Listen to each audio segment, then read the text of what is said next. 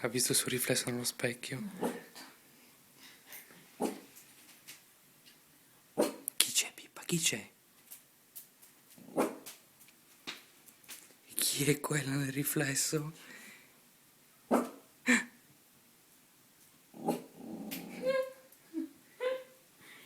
Chi? Ma può.